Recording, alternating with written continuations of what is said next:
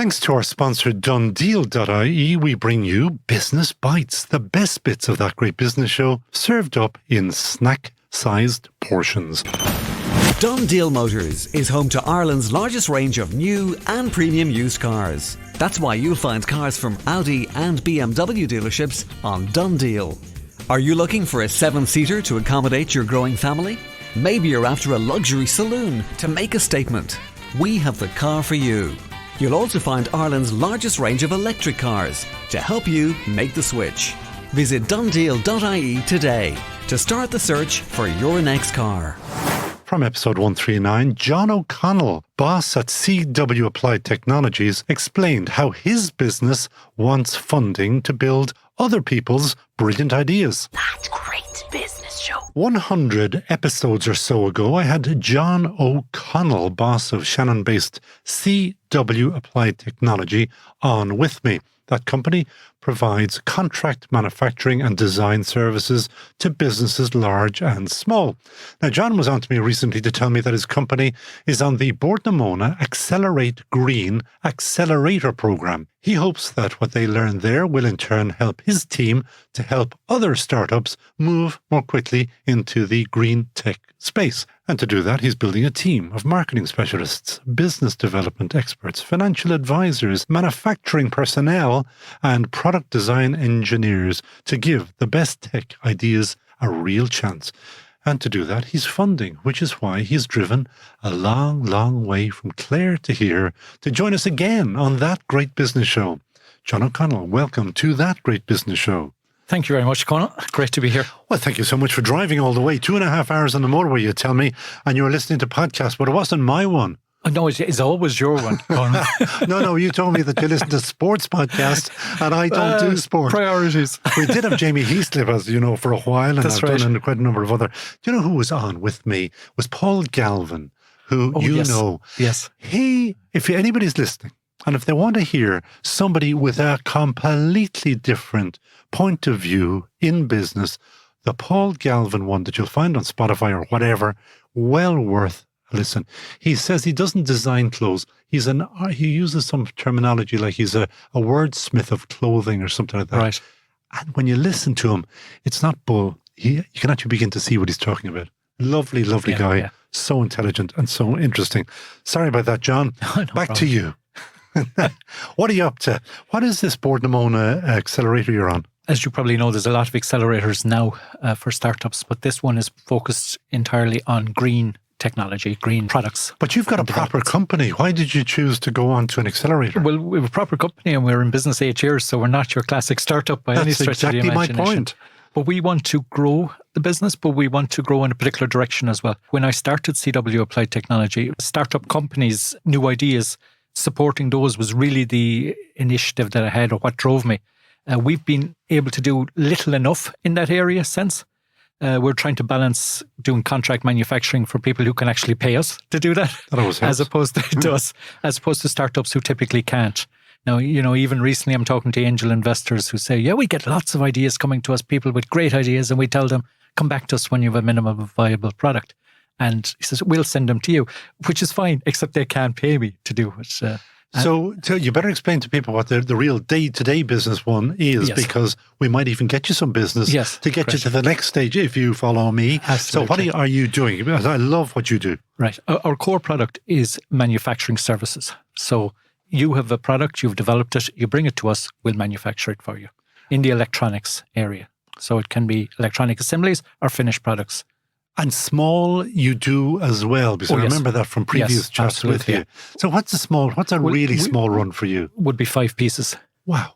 And we would do that, but we would also do 5,000 pieces a week. But why would That's the anybody scale. want just 5 pieces? Is that just like a prototype? It is a prototype run, and hardware presents a lot of different problems than software does. Like if you're developing an app or a software, you don't come across the kind of real world issues that hardware developers do. So you run into whole issues around sourcing, shipping, supply chain problems, product approvals, material testing, intellectual property complications. It's a very, very complex path to commercialization. And it can take many iterations of the product before you get to something that is actually satisfactory. Now, we get people in that tell us, listen, I need you to build 5 pieces, but this time next year I'll be doing 100,000 pieces a month. And we know you won't. Don't I'm say sorry, that. I always believe that they will. But there's a reason, like what we're trying to do is start a revolution, right? So you don't need to throw me out. It's not a political revolution, but it's a revolution for how we deal with the most compelling ideas in product development. And right now we have a myriad of accelerators, but there's a gap between when you coming off an accelerator and actually getting your product or service into the market. And we're trying to focus in on that area and, hyper resource it, if you like. And that is what you told me, is that you were building or hoping to build a platform. And when I saw that, I kind of, my heart did drop a little bit, Yes. because a platform doesn't really mean very much. Yeah. I think what I understand better from you, you're building a team of experts to help others. Would that be a better way of putting it? That's correct, yeah. It's very difficult to find the actual word, because incubator, accelerator, they're kind of already, there's a lot of stories attached to those. And They're people spoken understand. for. They are, yeah. I suppose what I'm thinking now really describes us more as an entrepreneurial factory. We want people to be able to come build a product, the physical product that they have in their head, and get it out into the market. And like, we deal with a lot of startups, some of which have funding, but their greatest difficulty is they're experts in one particular area, which is around the idea. But they're not experts in marketing or market research, market development, finance, a whole range of areas that they suddenly have to dabble in.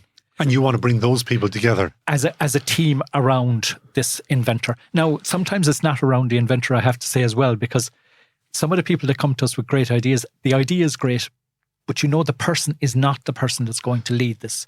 How do you gently tell them that? Well, sometimes they know that themselves, so it's easy. And when they don't know that themselves, because I know who the kind of people you're talking about, I meet them regularly. Right, yeah. And it's not unusual either, if you think about it, in that people that come up with great ideas are creatives, and creatives are not normally business leaders. I thought for a second you were going to say they're not normal. But Well, no, that wouldn't be fair. But so how do we have a conversation, let's say, and we try to draw out exactly where they see themselves going with the idea. And your business, based on the post-accelerator, how are you going to make your money? Because you're here to ask for funds. Yes, we need to find investment. So therefore, when you're looking for funds, you have to have your deck, you have to have your pitch deck. And somewhere on that pitch deck, you have to tell people how you're going to make your money and how much money you are going to make.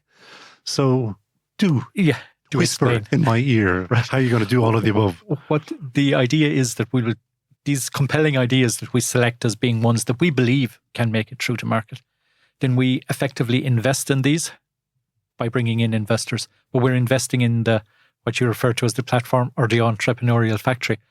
The money is returned when that idea spins out and is invested in by other people. And so in some fashion, we take a shareholding in that. Okay, so yes. Okay, yeah. Now, you are based in Shannon.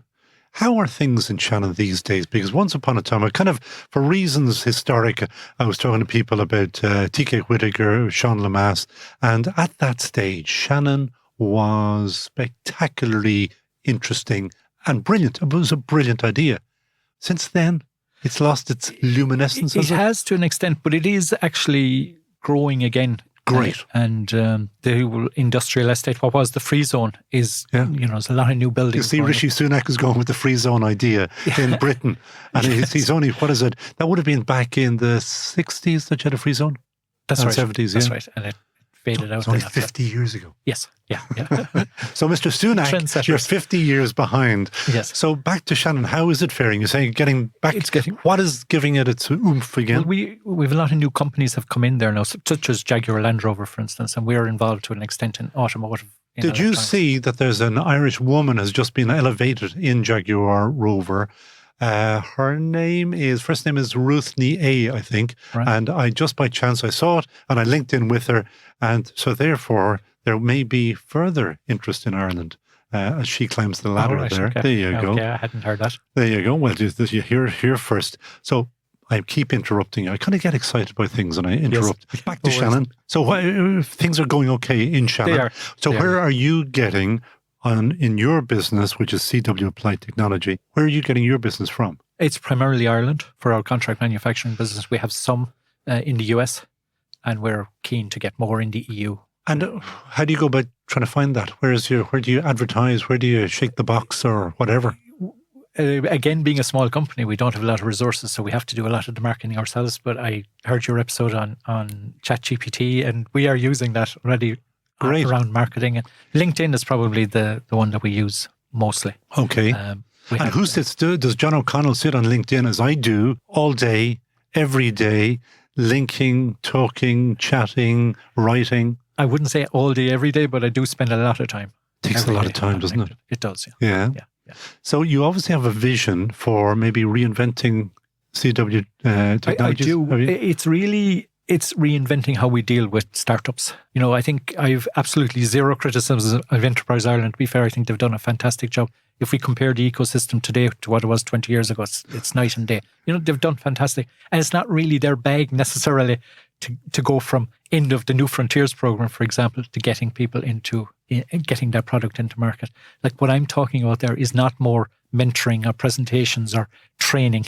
It's actual focused work side by side with the idea creator, the inventor. And you obviously see gaps there because that's what you're trying to solve.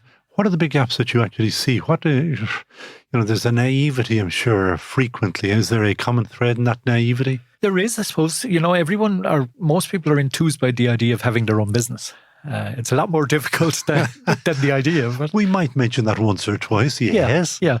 But we would always say, go for it anyway. Go for it anyway. But as well, I suppose we'd come across a lot of people that are working in multinationals and they've got this idea. Some of them very good ideas, or they would appear to us to be very good ideas for products, but they can't really afford to leave the job that they're in because they've mortgages to pay and car loans and whatever else.